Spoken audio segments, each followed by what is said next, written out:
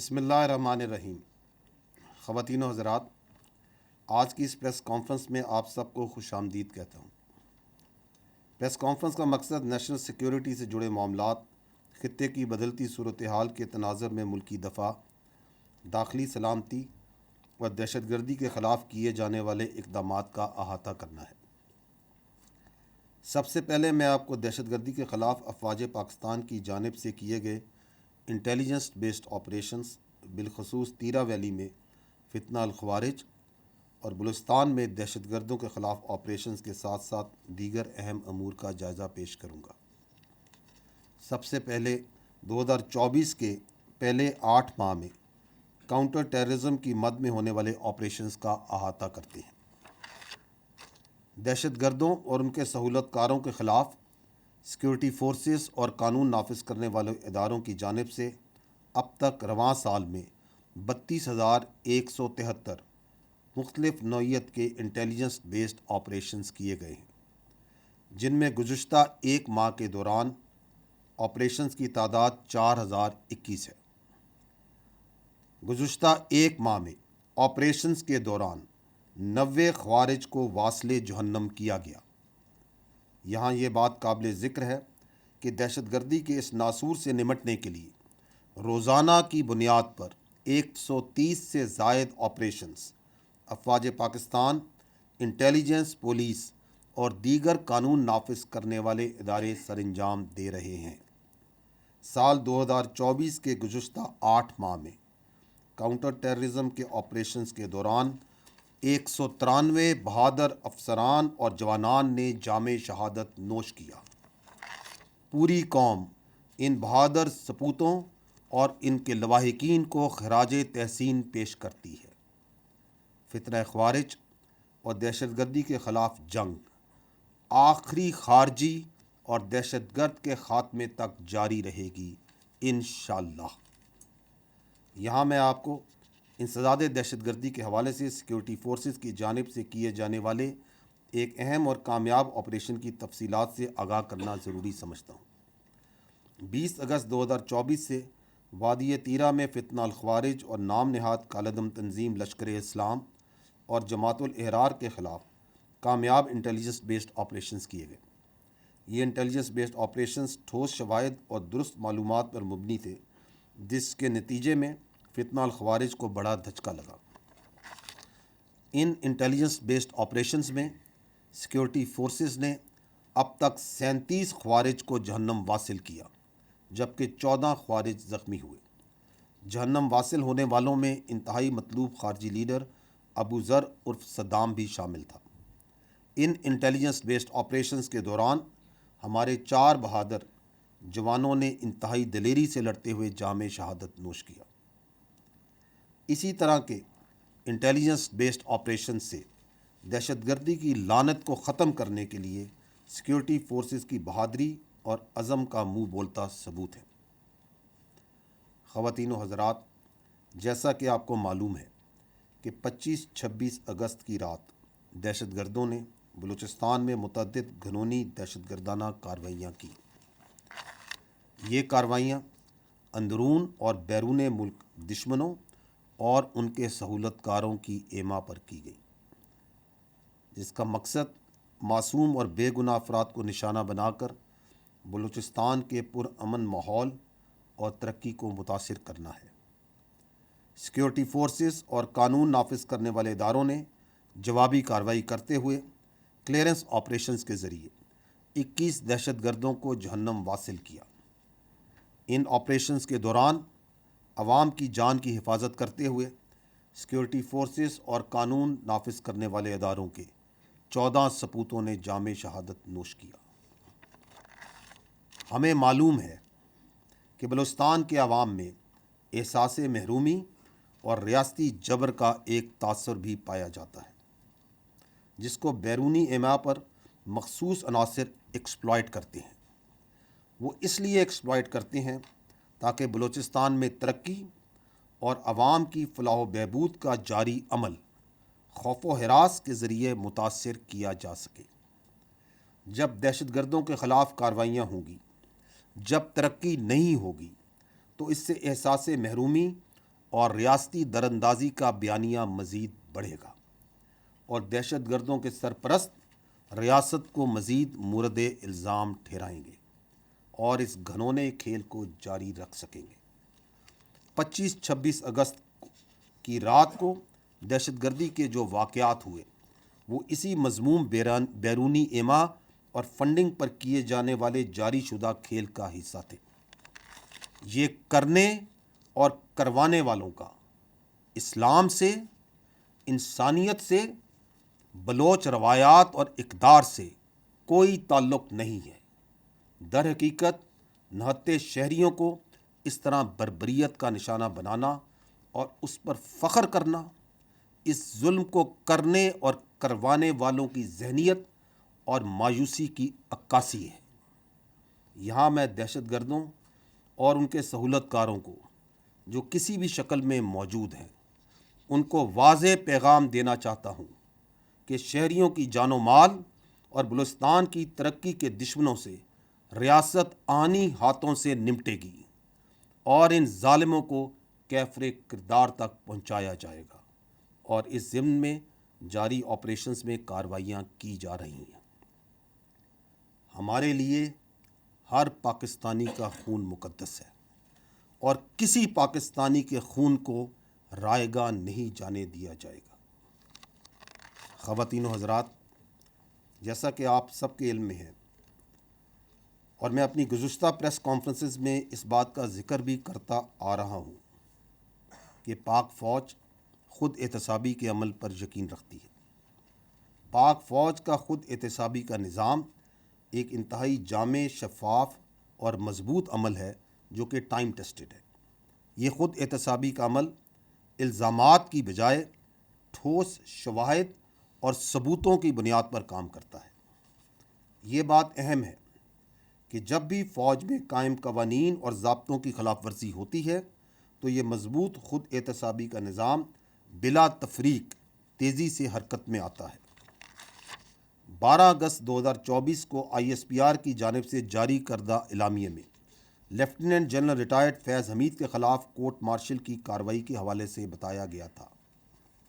Lieutenant general retired فیض حمید case کے حوالے سے اگر بات کی جائے تو ٹاپ سٹی کیس میں ریٹائرڈ آفیسر کے خلاف باضابطہ طور پر درخواست موصول ہوئی۔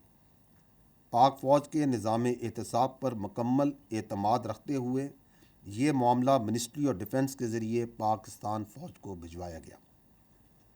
اپریل 2024 میں پاک فوج کی طرف سے ایک اعلیٰ سطح کی کورٹ آف انکوائری کا حکم دیا گیا تاکہ اس کیس کی مکمل تحقیقات کی جا سکیں۔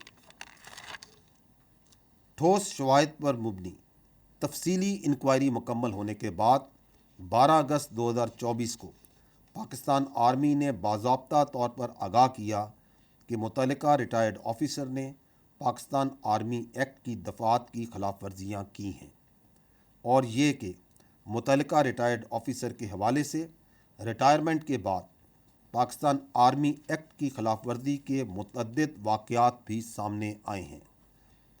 ان بنیادوں پر فیلڈ جنرل کورٹ مارشل کی کارروائی کا آغاز کیا جا چکا ہے۔ خواتین و حضرات، یہ سمجھنا انتہائی ضروری ہے کہ پاکستان آرمی ایک قومی فوج ہے اور اس کا کوئی سیاسی ایجنڈا نہیں ہے، نہ ہی یہ کسی سیاسی جماعت کی مخالف ہے اور نہ ہی طرفدار۔ فوج کا ہر حکومت کے ساتھ پیشہ وارانہ اور سرکاری تعلق ہوتا ہے جس کو آئین اور قانون کے قواعد و ضوابط میں مناسب طور پر بیان کیا گیا ہے۔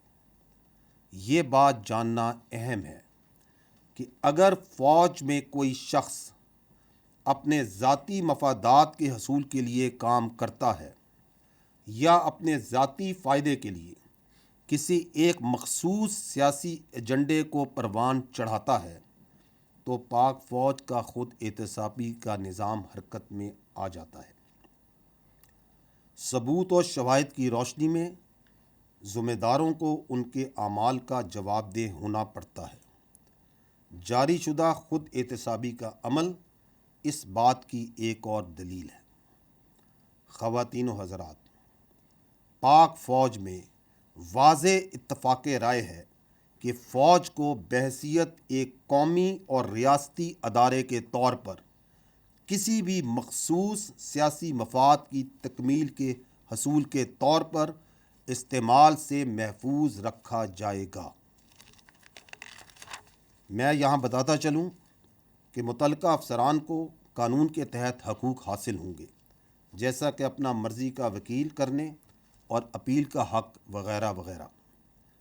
لیفٹیننٹ جنرل ریٹائرڈ فیض حمید کیس اس بات کا منہ بولتا ثبوت ہے کہ پاک فوج ذاتی اور سیاسی مفادات کے لیے کی گئی خلاف ورزیوں کو کس قدر سنجیدگی سے لیتی ہے اور بلا تفریق قانون کے مطابق فوری کارروائی کرتی ہے۔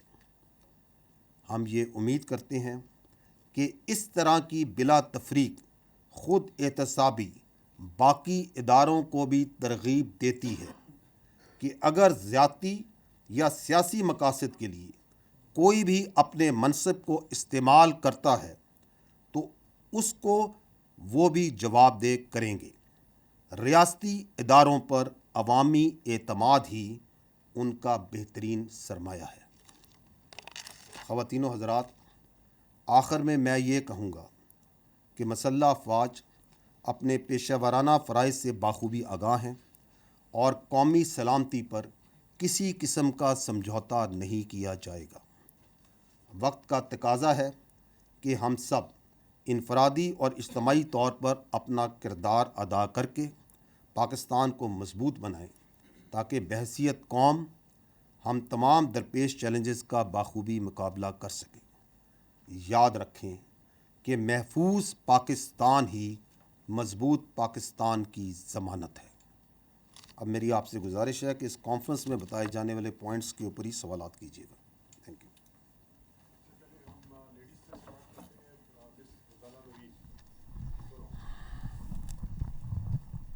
سر، غزالہ نورین، سنو نیوز سے۔ سر، آپ ہر پریس کانفرنس میں ذکر کرتے ہیں اور ہم جانتے ہیں کہ افواج پاکستان کی بہت قربانیاں ہیں، شہداء ہیں، ان کے اہل خانہ ہیں، اور یقیناً ہم سب کے لیے بہت قابل احترام بھی ہیں۔ ابھی آپ نے ذکر کیا کہ روزانہ کی بنیاد پر 130 سے زائد IBOs ہو رہے ہیں، ایک بہت بڑا فگر ہے، اور ہونا یہ چاہیے کہ اس کے بعد دہشت گردی کے واقعات میں کمی ہوتی، لیکن گراؤنڈ ریئلٹی اس کے برعکس نظر آ رہی ہے۔ ہم دیکھ رہے ہیں کہ دہشت گردی کے واقعات میں بھی اضافہ ہو رہا ہے روز بروز، اور ہم یہ بھی دیکھ رہے ہیں کہ شہداء کی تعداد میں بھی اضافہ ہو رہا ہے۔ تو کیا یہ آپریشنز مؤثر نہیں ہیں یا اس کی کیا وجہ ہو سکتی ہے؟ اگر اس حوالے سے آپ کچھ بتانا چاہیں۔ شکریہ۔ دیکھیں، یہ جو انسداد دہشت گردی کے خلاف جو پاکستان کی جنگ ہے، یہ ایک منظور شدہ اور ایک مربوط حکمت عملی کے تحت لڑی جا رہی ہے۔ مختلف سیاسی جماعتوں، سٹیک ہولڈرز اور تمام حکومتوں نے یہ جو حکمت عملی ہے اس کو مرتب کیا۔ یہ national action plan, revise national action plan اور اب عزم استحکام کے نام سے ایک ڈاکومنٹڈ شکل میں بھی موجود ہے۔ اس کے اندر جو کائنیٹک ایکشنز ہیں، جو فوج پاکستان کے اور قانون نافذ کرنے والے اداروں کے کام ہیں، وہ بھی ایک مربوط حکمت عملی کے تحت کیے جاتے ہیں، اور وہ اس کے 4 فیزز ہیں: clear, hold, build and transfer. تو آپ کا جو سوال ہے کہ یہ کیوں دہشت گردی بڑھ رہی ہے، تو we'll have to then understand that what is going on. تو یہ جو افواج پاکستان کا اور قانون نافذ کرنے والوں نے 4 مرحلوں میں کام کرنا ہے، جو ایک مربوط حکمت عملی طے شدہ، اس پہ تمام سٹیک ہولڈرز کا ایگریمنٹ ہے، کلیئر، ہولڈ، بلڈ، ٹرانسفر۔ اس میں جو فوج کا کام ہے وہ ہے دہشت گردی سے علاقوں کو کلیئر کرنا اور ان کو عارضی طور پر ہولڈ کرنا، تاکہ وہاں پہ جو باقی سٹیک ہولڈرز ہیں، جو انتظامیہ ہے، وہ وہاں پہ اس کے لیے ایک سازگار ماحول پرووائڈ کیا جائے، جس میں آ کے وہ سماجی اور معاشی منصوبے لگائے اور پھر اس علاقے کو کلی طور پہ ٹیک اوور کرے۔ اس میں جو فوج ہے اور قانون نافذ کرنے والے ادارے ہیں، انٹیلیجنس ایجنسیز ہیں، انہوں نے یہ 2 دہائیوں سے زیادہ جو دہشت گردی کی جنگ لڑ رہی ہے، اس میں 46,000 مربع کلومیٹر سے زیادہ علاقہ ہے جس کو دہشت گردوں سے کلیئر کروا چکی ہے. 46,000 کلومیٹر سے زیادہ مربع کلومیٹر زیادہ علاقہ ہے اس کو کلیئر کرا چکی ہے. And that is why we always say that there is no go area in Pakistan. یہاں کوئی ایسا علاقہ نہیں جہاں پہ عملاً دہشت گردوں کی اجارہ داری ہو. تو جو کلیئر اور ہولڈ کے فیزز ہیں وہ تو مکمل ہو چکے. اور یہ جو آپ آپریشن ذکر کرتی ہیں 130، یہ انٹیلیجنس بیسڈ چھوٹے بڑے آپریشن جو تمام قانون نافذ کرنے والے ادارے، اس میں پولیس بھی شامل ہیں اور اس کے اندر انٹیلیجنس ایجنسی بھی شامل ہیں، یہ کیے جاتے ہیں اسی کو مزید تقویت اور دوام دینے کے لیے. اب یہ جو بلڈ اور ٹرانسفر کا کام ہے، اس میں تمام سٹیک ہولڈرز کا یہ بھی ایگریمنٹ ہے کہ اس کو مکمل ہونے کی ضرورت ہے. اور اس میں جو لیڈ ہے that is with the local government and the provincial governments, کیونکہ اس میں آ کے انہوں نے وہاں پہ صحت کے، تعلیم کے، روزگار کے، سوشل اکنامک پروجیکٹس لانے ہیں تاکہ عوام کو جو سا ہے ایک روزمرہ کی زندگی میں مصروف کیا جائے. اس میں بھی میں اپنی پچھلی پریس کانفرنس میں بھی شاید میں نے ذکر کیا تھا کہ جو پاکستان فوج ہے وہ بڑھ چڑھ کر اس میں لوکل گورنمنٹس کی، پروونشل کی، نیشنل لیول پہ اس کی اعانت کرتی ہے. اور ملٹیپل پروجیکٹس جو سے ہیں تعلیم کے، صحت کے، روزگار کے، انفراسٹرکچر کے، وہاں پہ ان علاقوں میں کے پی کے اور بلوچستان میں پاک فوج کی جو یونٹس ہیں، فارمیشنز ہیں، وہ کرتی ہیں. ان کی ایک لمبی لسٹ ہے، وہ آپ لوگ سب آگاہ ہے اس سے اور عوام سے آگاہ ہے. لیکن یہ جو آپ کا کلیئر اور ہولڈ کے بعد چونکہ وہ بلڈ اور ٹرانسفر کا فیز مکمل نہیں ہو رہا، تو اس سے ہو یہ رہا ہے کہ حکومت کی جو اجارہ داری ہے اس کا جو انحصار ہے، مین انحصار، وہ فوجی آپریشنز پہ رہ گیا. ان علاقوں میں حکومت کی اجارہ داری کا ذریعہ یہ فوجی آپریشنز نہیں ہو سکتے خالی. اور اس کی وجہ سے دوسرا یہ ہو رہا ہے کہ کئی علاقے ایسے ہیں جن کو ہم بار بار کلیئر کر رہے ہیں، حوالے کرتے ہیں انتظامیہ کے، دوبارہ جو سا چونکہ بلڈ اور ٹرانسفر فیز نہیں ہوتا وہ دوبارہ کلیئر کرنے پڑتے. اس کا ایک اور فال آؤٹ یہ ہو رہا ہے کہ آرمی کی جو پرلونگ ڈپلائمنٹ ہے، بیکاز بلڈ اور جو انتظامیہ نے ٹرانسفر لینا ہے ان علاقوں میں، صوبائی حکومتوں نے اور جو وہاں کی انتظامیہ لوکل گورنمنٹس ہیں، دے شوڈ ٹیک اوور. وہ چونکہ نہیں ہو رہا تو اس کی وجہ سے جو پرلونگڈ آرمی ڈپلائمنٹ ہے اس کے اپنے ایشوز ہوتے ہیں، اور اس کی وجہ سے فوج کے خلاف ایک زہریلا بیانیہ بنانے کا لوگوں کو موقع ہی ملتا ہے. تو this is one reason, but this is not the only reason. The other reason is کہ جو کہ ہمیں اعداد و شمار اور شواہد بتاتے ہیں وہ یہ ہے کہ اگست 2021 سے اس کے بعد سے جو فتنہ الخوارج ہے اور دہشت گرد ہیں، ان کی جو سہولت کاری ہے وہ بڑھ چکی ہے جب سے افغانستان میں تبدیلی آئی. اور یہ سہولت کاری جو سی ہے، یہ چاہے ٹریننگ کیمپس کی شکل میں ہو، چاہے یہ لاجسٹک سپورٹ کی شکل میں ہو، چاہے یہ افغان شہریوں کا خود فتنہ الخوارج اور دہشت گردوں میں شامل ہونے کی شکل میں ہو، چاہے یہ خودکش بمباروں کی پروویژن کی شکل میں ہو، چاہے یہ جو چھوڑا ہوا امریکی اسلحہ ہے اس کی جدید اسلحے کی فراہمی کی شکل میں ہو، یہ بڑھ چکی ہے. اور اس سلسلے میں حکومت پاکستان افغان عبوری حکومت کے ساتھ رابطوں میں ہے.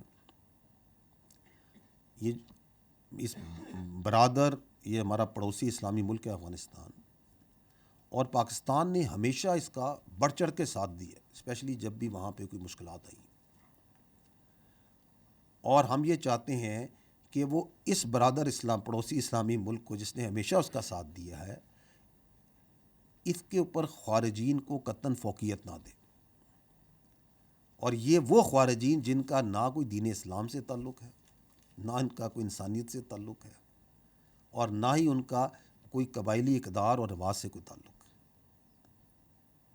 حکومت پاکستان اور افغانستان کے درمیان بہت سی چیزوں میں رابطے ہیں، اچھے تعلقات ہیں، بہت سے معاملات پہ بات چیت چلتی ہے.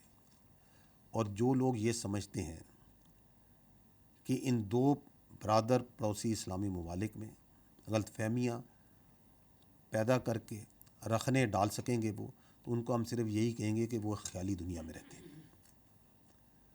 تیسری جو ایک وجہ ہے، یہ جو بڑھتی ہوئی دہشت گردی کی آپ نے بات کی، وہ میں بار بار اس فورم سے کہہ بھی چکا ہوں کہ جو فوج ہوتی ہے وہ دہشت گرد سے لڑتی ہے، قوم دہشت گردی سے لڑتی ہے۔ اسی لیے حکومت نے یہ جو ریوائز نیشنل ایکشن پلان کی ایک نئی شکل جو حکمت عملی کی عزم استحکام کے نام سے تمام سٹیک ہولڈر کے ساتھ بیٹھ کے پیش کی۔ اس کا مقصد کیا ہے؟ اس کا مقصد یہی ہے کہ جو وہ نان کائنیٹک ایکشنز ہیں which are essential to defeat terrorism in totality, ان پہ عمل کیا جائے، جس میں لیڈ باقی سٹیک ہولڈرز کی ہے۔ اگر ان میں سے 3 سب سے اہم جو ایکشنز ہیں وہ کیا ہیں؟ وہ ہے کہ پاکستان کے کرمنل جسٹس سسٹم کو مضبوط کیا جائے، ٹیرر کرائم نیکسس کو توڑا جائے، جو دہشت گرد ہیں اور جو کرمنل مافیاز کا آپس میں نیکسس بنا ہوا ہے اس کو توڑا جائے، اور تیسرا کہ پوری قوم یک زبان ہو کر دہشت گردی اور شدت پسندی کے خلاف ایک بیانیے پر کھڑی ہو۔ تو اس میں لیڈ جون سی ہے ان نان کائنیٹک ایکشنز میں بھی باقی سٹیک ہولڈرز کی اور سیاست کی ہے۔ ہم ان کی ہمیشہ کی طرح بھرپور اعانت اور معاونت کرتے رہیں گے۔ تو ان نٹشل جو آپ نے بات کی، اور بالکل آپ کا جنون سوال ہے کہ اتنے آپریشنز ہو رہے ہیں، کیوں ہو رہے ہیں، تو میں آپ کو یہ بتانا چاہ رہا ہوں کہ اٹ از بیکاز کہ کلیئر اینڈ ہولڈ مکمل ہو چکا ہے، بلڈ اینڈ ٹرانسفر کا انتظار ہے اور بڑے عرصے سے انتظار ہے۔ کراس بارڈر فیسیلیٹیشن ایک پرابلم ہے جس کو ایڈریس کیا جا رہا ہے اور جس کے لیے بہت سی بات چیت کی جا رہی ہے اور ایکشنز لیے جا رہے ہیں۔ اینڈ تھرڈلی یہ نان کائنیٹک ایکشنز جو ہیں which are part of national action plan, revised national action plan, عزم استحکام, in which the lead is with the non-kinetic partners of this campaign، یہ جو انسداد دہشت گردی کی ہے، this must be done. So that is what is the reason. Thank you sir. Sir میں آپ سے یہ جاننا چاہوں گی کہ جس طرح ابھی آپ نے اپنے بریف میں بھی بتایا اور ابھی اس سوال کے جواب میں بھی کہ دہشت گردی کے حوالے سے افواج پاکستان ایک مربوط آپریشن جو ہے اس کو رن کر رہے ہیں، لیکن مسئلہ یہ ہے کہ پاکستان کے اندر معاشی صورتحال آئے روز خراب ہوتی جا رہی ہے، اور معاشی اشاریے نہ صرف منفی میں جا رہے ہیں بلکہ ایک عام آدمی کی جو زندگی ہے وہ اتنی کٹھن ہو چکی ہے کہ اس کے لیے بجلی کے بل ادا کرنا یا روزمرہ کے جو اس کے امور ہیں اس کو چلانا بالکل ناممکن ہوتا جا رہا ہے۔ تو افواج پاکستان باقی چیزوں میں حکومت پاکستان کے ساتھ آن بورڈ ہے، تو کیا اس حوالے سے بھی آپ کو کچھ ادراک ہے کہ یہ بھی ملکی سلامتی کو لاحق خطرات میں سے ایک خطرہ ہے کہ معاشی صورتحال اگر مزید خراب ہوگی تو ظاہر ہے ملک کے اندر لا اینڈ آرڈر کی سچویشن بھی کریٹ ہو سکتی ہے؟ اس حوالے سے آپ کیا کہیں گے؟ Thank you. میں اس کا جواب دوں گا تو آپ کہیں گے اب معیشت پہ فوج بات کرتی ہے، تو I'll have to tread here in the domain جہاں پہ آپ نے سوال کیا، جہاں فوج کی بات کرتے ہیں۔ دیکھیں، I'll try to answer what is in your mind کہ آپ یہ کہہ رہی ہیں کہ معیشت کی، کہ آپ یہ پوچھ رہی ہیں کہ کیا آپ کو پرابلم نہیں ہے، معیشت نہیں نظر آ رہی ہے آپ کو؟ دیکھیں، یہ پاکستان جو فوج ہے، اس کے جو جوان ہیں، یہ خود اس پاکستان کے متوسط اور نچلے طبقوں سے آتے ہیں۔ عمومی طور پہ جو ایلیٹ اشرافیہ یا امیر طبقوں سے تو یہ فوج کے جوان اور افسر نہیں آتے، تو ہمیں بخوبی احساس ہے، ہمیں ادراک ہے، بالکل احساس۔ اور دوسری بات یہ ہے کہ اس سے ہم جس طرح پاکستان کے عوام ہیں، ہم بھی اس پہ اسی طرح نبرد آزما ہوتے ہیں جس طرح باقی آپ لوگ نبرد آزما اور پاکستان کے عوام نبرد آزما ہوتے ہیں۔ But I will not talk here on the individual level, let me try to give you a perspective کہ اداراتی طور پہ کیا ہو رہا ہے، کیونکہ آپ کہہ رہی ہیں کہ معیشت کا آپ کو احساس ہے اور یا نہیں ہے۔ دیکھیں، 2022-23 میں ہمارا جو دفاعی بجٹ تھا پاکستان کا، وہ جی ڈی پی کا 1.9% تھا۔ یہ جو رواں سال ہے، اگلا سال 23-24، اس میں ہر سال ہمیشہ مہنگائی بڑھتی ہے نا، اس میں لیکن جو ہمارا دفاعی بجٹ ہے وہ گھٹ کے 1.7% ہے۔ تو we are self the defence forces of Pakistan have reduced their expenditures.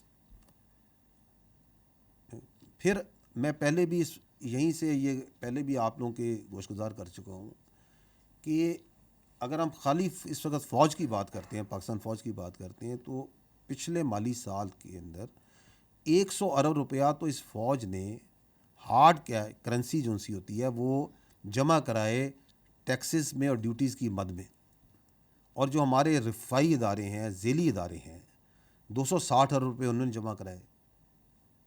उसके अंदर आपकी फ़ौजी फाउंडेशन ने 223 अरब रुपये, DHS ने 23 अरब रुपये के टैक्सेस और ड्यूटीज़, NLC ने तकरीबन 3.5 अरब रुपये, आर्मी वेलफेयर ट्रस्ट ने तकरीबन 3 अरब रुपये, और बाकी सब ने, तो वो मिला के 260 अरब। और कुल्ली तौर पे तो फ़ौज और उसके जो इदारे हैं, ज़ेली इदारे, रफ़ाई इदारे, 360 अरब रुपये की ख़तीर रकम तो सिर्फ टैक्सेस ड्यूटीज़ में जमा करें।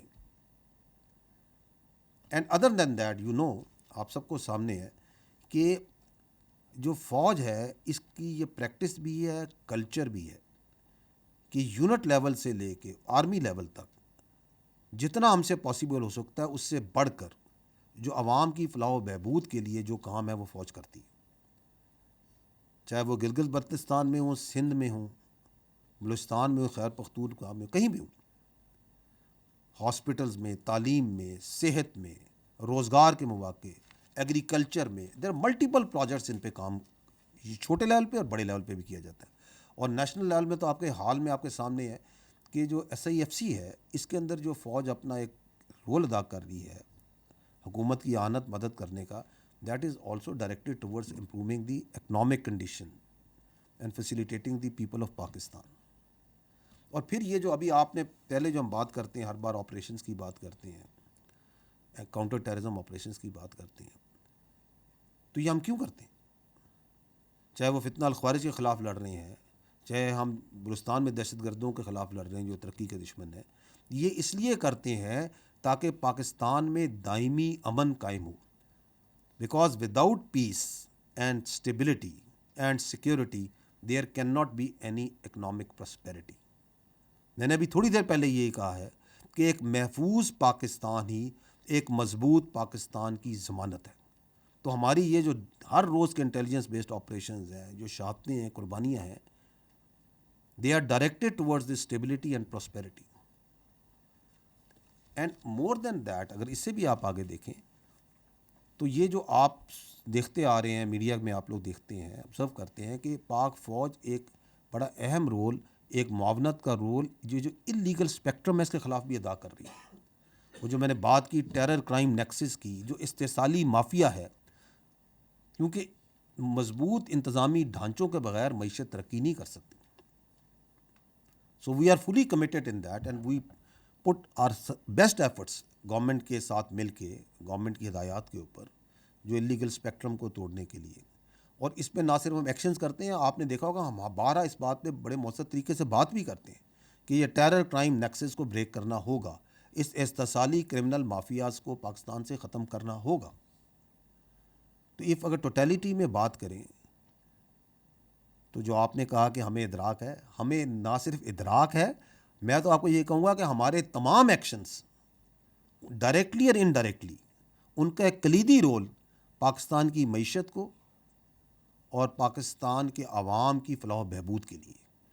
अगर आप चाहे वो फितना अल ख्वारिज की ख़िलाफ़ जंग है, चाहे वो बलूचिस्तान में दहशतगर्दों की सरकोबी है, चाहे वो SIFC में काम कर रहे हैं, चाहे वो छोटे बड़े सोशो इकनॉमिक प्रोजेक्ट्स कर रहे हैं, करवा रहे हैं, फैसिलिटेट कर रहे हैं, चाहे वो इलीगल स्पेक्ट्रम के ख़िलाफ़ हम काम कर रहे हैं, तो this is all directed towards that.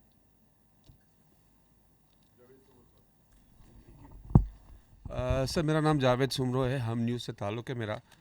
Sir मेरा क्वेश्चन जो अभी आपने अपनी ब्रीफिंग में जनरल फैज़ हमीद के बारे में बताया कि उनकी जिस तरह से भी एक कानूनी तौर पर उनके साथ जो फेस किया जा रहा है वो कर रहे हैं, मेरा इससे क्वेश्चन रिलेटेड ये है कि जब जनरल फैज़ हमीद को DGI बनाया गया था तो उनसे पहले जनरल नवीद मुख्तार थे, फिर जनरल बाजवा का भी भी एक अहम ओहदे पर आकर फायज़ हुए। तो आप नहीं ये समझते कि जब जनरल फैज़ हमीद को लाया जा रहा था तो उनके अंदाज़ा नहीं था कि वो इस तरह से एक सियासी जमात के साथ जाके सिंपथीज़ लेंगे, उनके साथ उनके करीब जाकर उनको बहुत ज़्यादा उनको फेवर करेंगे? तो आप क्या समझते हैं कि उनके जो यहाँ तक लाने पर, इस ओहदे तक लाने पर, उन दोनों शख्सियात के किरदार को आप किस नज़र से देखते हैं, जैसे जनरल बाजवा साहब हैं और जनरल नवीद मुख्तार साहब हैं? देखिए, ये ISI का जो डायरेक्ट बॉस होता है वो कौन होता है? प्राइम मिनिस्टर होता है। तो आपने उस वक्त के वज़ीर आज़म का तो जिक्र नहीं किया। پوائنٹ از کہ یہ جو اپنا میں پہلے بھی کہہ چکا ہوں کہ جو ہمارا جو احتساب کا عمل ہے نا وہ بالکل شفاف ہے, سخت ہے, کڑا ہے, but it does not work on allegations. وہ ثبوت و شواہد پہ کام کرتا ہے, یہ نہیں کہ الزامات پہ کام کرتا ہے, وہ ثبوت و شواہد ہوتے کے اوپر کام کرتا ہے. پہلی بات تو یہ. دوسری بات یہ ہے کہ اس میں اگر کوئی بھی فرد, چاہے وہ کسی بھی عہدے پر ہو, کسی بھی رینک پر ہو, اگر وہ قواعد و ضوابط اور قانون کے باہر جاتا ہے تو فوج کا جو سسٹم ہے سیلف اکاؤنٹیبلٹی کا اور باقی جو ڈسپلن کا سسٹم ہے, یہ اس کو واپس قانون کے قاعدے میں لے کے آتا ہے. اور یہ ابھی آپ دیکھ بھی رہے ہیں, یہ جو کارروائی ہو رہی ہے, this is a exactly what has happened, کہ کوئی باہر گیا تو واپس اسے لے کے آیا. یہ جو اپنا اس پرٹیکولر کیس کے اندر جو اپنی ذاتی حیثیت میں ذاتی فائدے حاصل کرنے کے لیے جو کام کیے گئے, ان کے جو ثبوت اور شواہد ہیں وہ آپ کی جو انکوائری ہے اس کے سامنے ہے. جو ہماری پریس ریلیز تھی اس میں ہم نے آپ کو یہ بھی بتایا تھا کہ ریٹائرڈ آفیسر پہ یہ الزام بھی ہے کہ انہوں نے ذاتی مقاصد کے لیے مخصوص سیاسی عناصر کے اعماء پر قانون کی اور آئینی حدود و حدود سے تجاوز کیا. جو آپ بات کر رہے ہیں, اگر کوئی شخص اپنے ذاتی حیثیت میں اپنے ذاتی فائدے کے لیے کوئی غیر قانونی کام کرتا ہے تو بغیر ثبوت اور شواہد کے اس کو کسی اور شخص سے منسلک کرنا مناسب نہیں ہے. تو یہ جو ایک آن گوئنگ جو ایکٹیویٹی ہے, جو لیفٹیننٹ جنرل ریٹائرڈ فیاض حمید کا جو فل جنرل کورٹ مارشل کا کیس ہے, یہ ایک سب جوڈس میٹر بھی ہے, اس کے اپنے قانونی تقاضے ہوتے ہیں سب جوڈس میٹر کے. تو اس میں جو ضروری تفصیلات سمجھی جائیں گی, آگے بھی جو آئیں گی, وہ وقتاً فوقتاً سے پھر آپ کو آگاہ کیا جائے گا.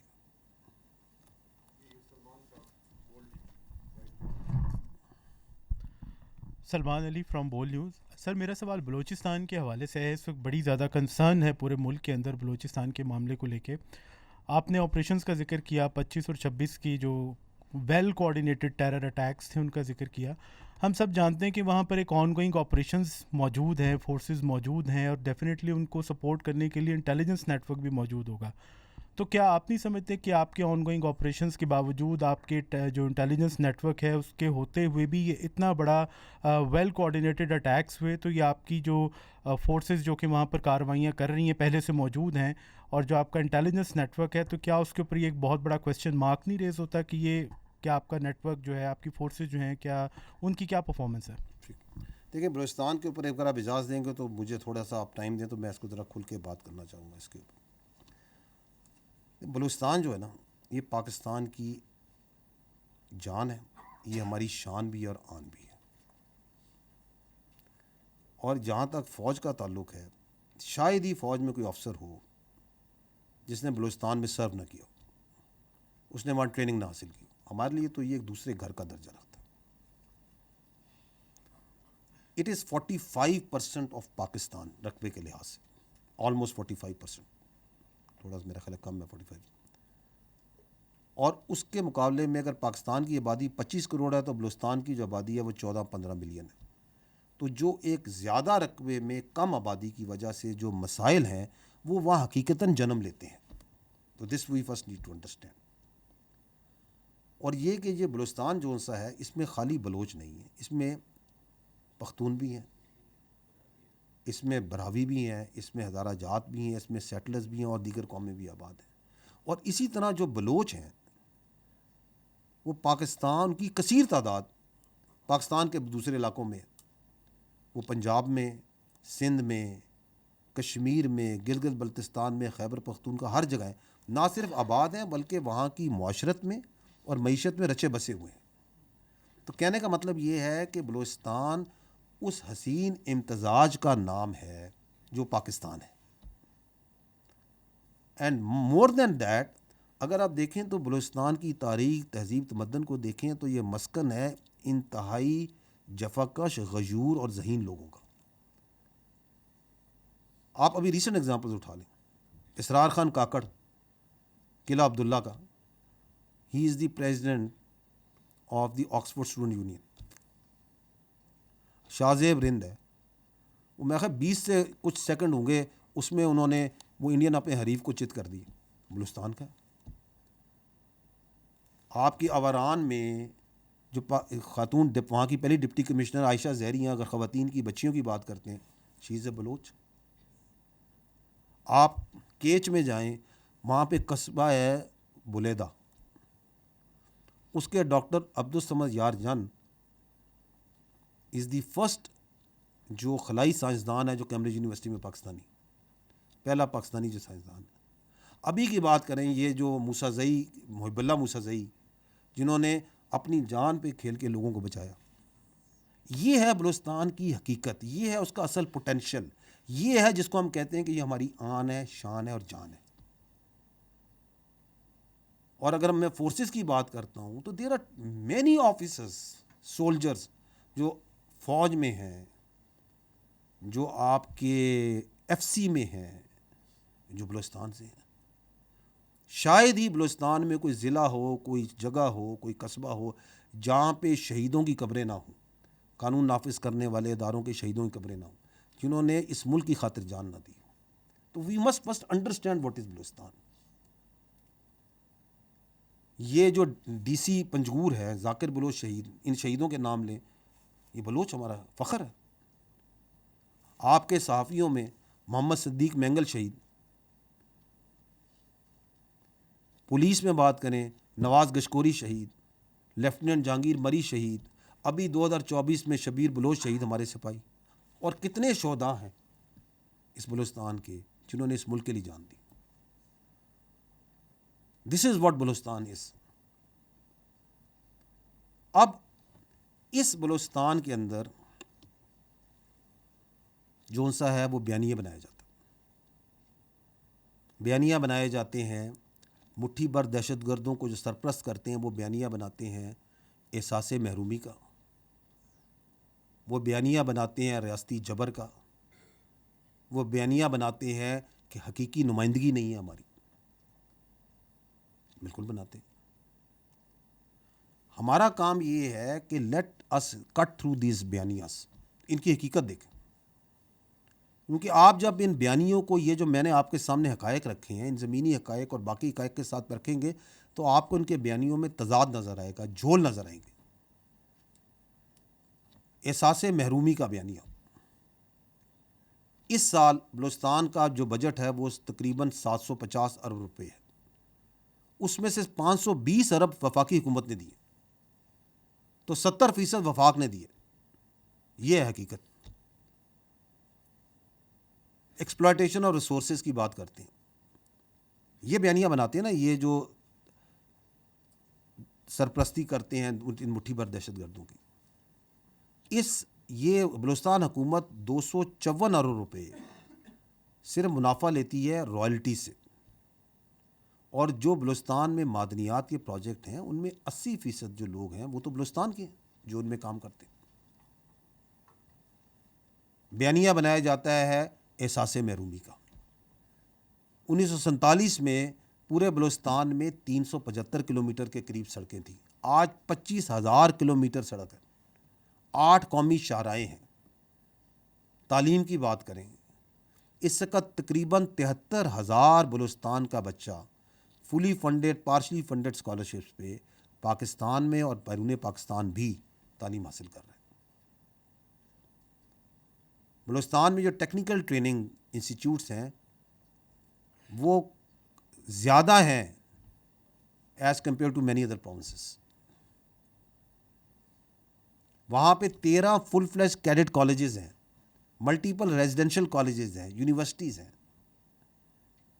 انفراسٹرکچر بڑے پروجیکٹس کی بات کریں تو بلوچستان میں سی پیک ہے، گوادر ایئرپورٹ ہے، آغاز حقوق بلوچستان کے پروجیکٹس، خوشحال بلوچستان کے پروجیکٹس، 100 جو ڈیمز کے پروجیکٹس، سولرائز ٹیوب ویلز، کچھی canal, date processing plants Panjgur में, and there are multiple projects जो वफाकी हुकूमत, सूबाई हुकूमतें, रियासती इदारे बलूचिस्तान में करते हैं, कर रहे हैं, करते आ रहे हैं और करते रहेंगे।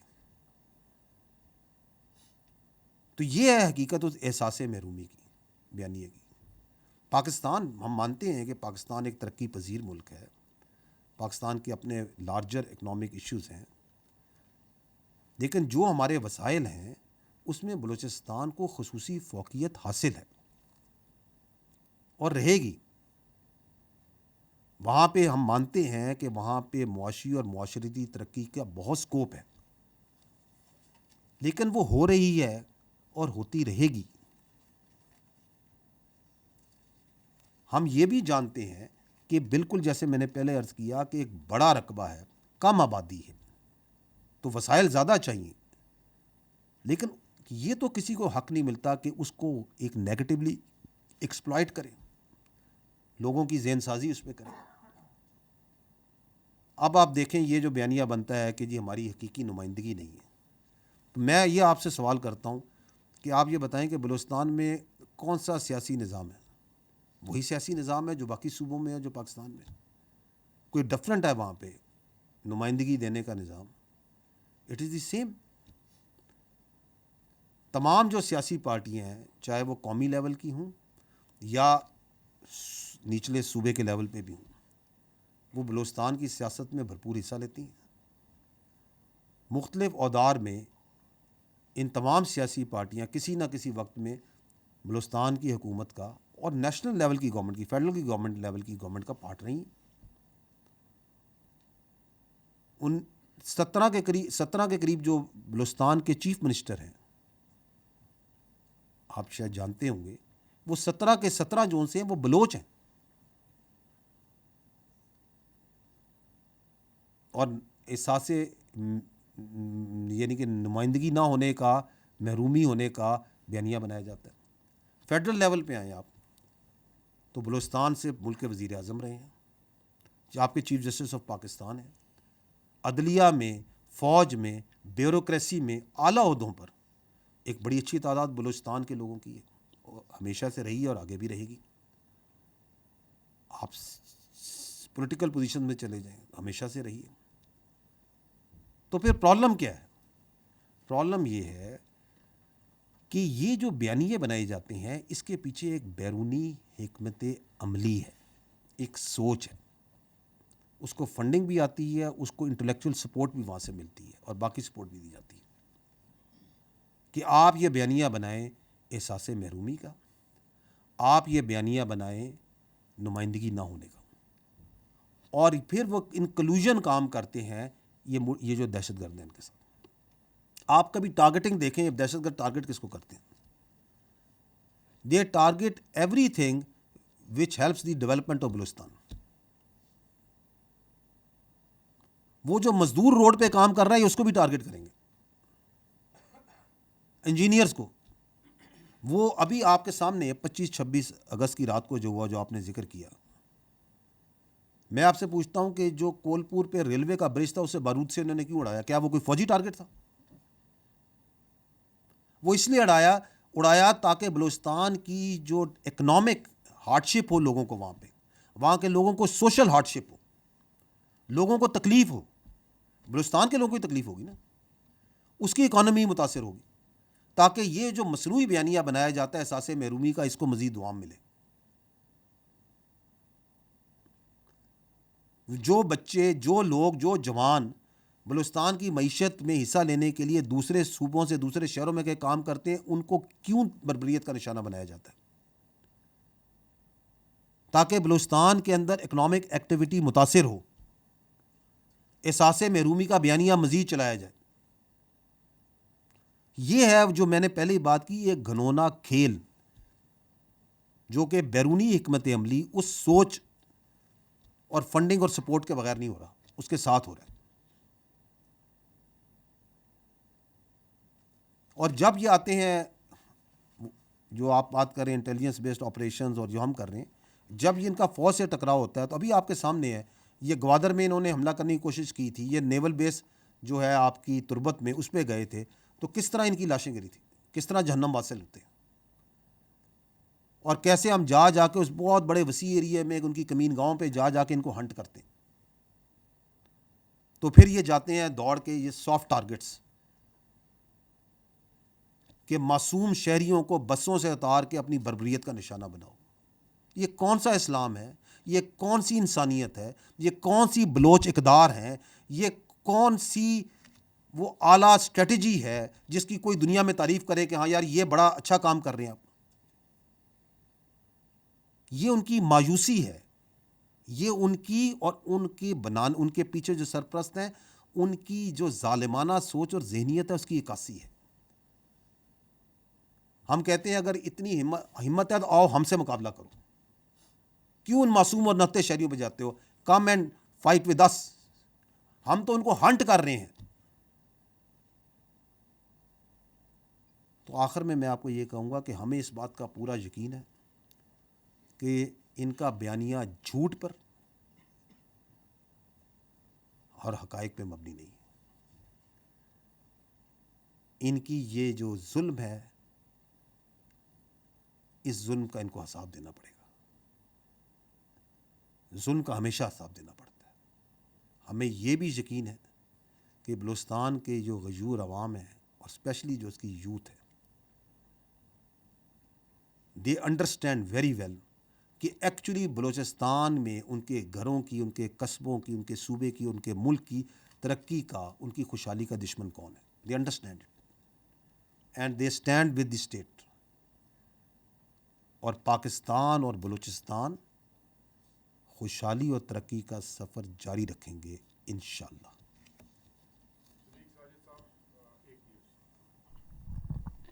صدیق ساجد جی، ایک نیوز سے ابھی آپ نے فوج کے اندر خود احتسابی کی بات کی اور جنرل ریٹائرڈ فیض حمید کے کورٹ مارشل کی. تو جیسے جیسے کورٹ مارشل کی پروسیڈنگ آگے بڑھ رہی ہے، جو تحریک انصاف کے رہنما ہیں وہ ان خدشات کا اظہار کر رہے ہیں کہ جو بانی پی ٹی آئی ہیں ان کو فوجی تحویل میں لیا جا سکتا ہے یا ان کے خلاف بھی فوجی جو ملٹری ایکٹ ہے اس کے تحت کارروائی ہو سکتی ہے. اس پر کیا کہیں گے؟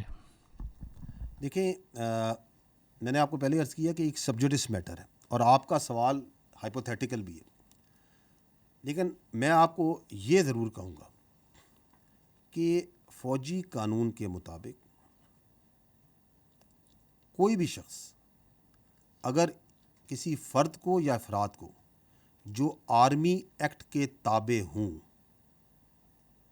ان کو اپنے ذاتی یا سیاسی مقاصد کے لیے استعمال کرے اور اس کے ثبوت اور شواہد موجود ہوں تو قانون اپنا راستہ خود بنا لے گا.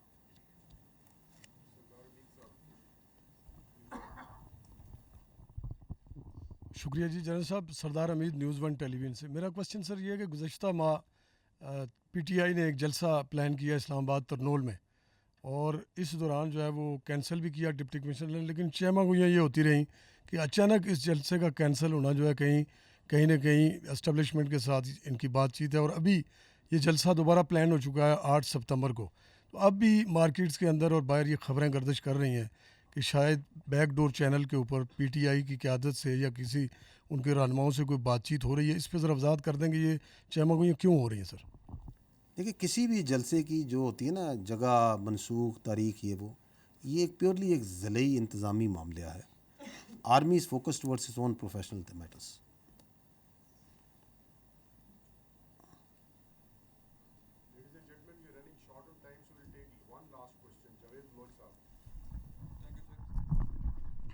سر جاوید بلوچ، نیوز سے. سر میرا کوشچن جنرل فیض سے متعلق ہے کہ آلموسٹ 3 ویکس ہو گئے ہیں انہیں گرفتار ہوئے اور پھر جنرل کورٹ مارشل کی کارروائی بھی ہو رہی ہے. اس کے بعد سر خبر آتی ہے کہ 2 بریگیڈیئرز اور ایک کرنل بھی گرفتار ہوئے. سر پتہ یہ کرنا چاہ رہا ہوں کہ پروسیس کیا ہے، کتنا ٹائم لے گا یہ ساری کارروائی مکمل ہوتے ہوئے، اور سر دوسرا یہ کہ کتنے اور لوگ ہیں جو گرفتار ہو چکے ہیں اس کے بعد؟ دیکھیں، جو ہمارا ملٹری کا سسٹم ہے، کورٹ مارشل کا یا لیگل سسٹم ہے، یہ بالکل بڑی سرعت سے کام کرتا ہے. It works with speed. لیکن جو قانونی اور انصاف کے تقاضے ہیں وہ مقدم ہیں.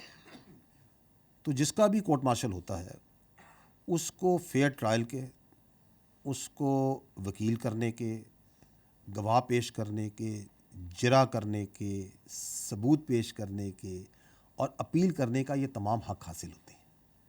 इसलिए इस पे कोई हतमी टाइम फ्रेम नहीं रखा जा सकता। और जहाँ तक आपने बात की है कि और कितने लोग गिरफ़्तार हुए हैं, तो मैं आपको पहले भी अर्ज़ की कि ये एक सब जुडिस मैटर है, एक ऑन गोइंग कानूनी केस है, ठीक है ना। और उसमें जो ज़रूरी जज़ियात और तफ़सीलात होंगी, जो मुनासिब होंगी, वो आपको बताई ज़रूर जाएंगी। लेकिन मैं आपको ये बता दूं कि जो भी शख्स इस केस में मुलव्वस होगा वो कानून की गिरफ्त से बाहर नहीं रहेगा, चाहे उसका कोई भी ओहदा हो, चाहे उसकी कोई भी हैसियत हो। Thank you very much.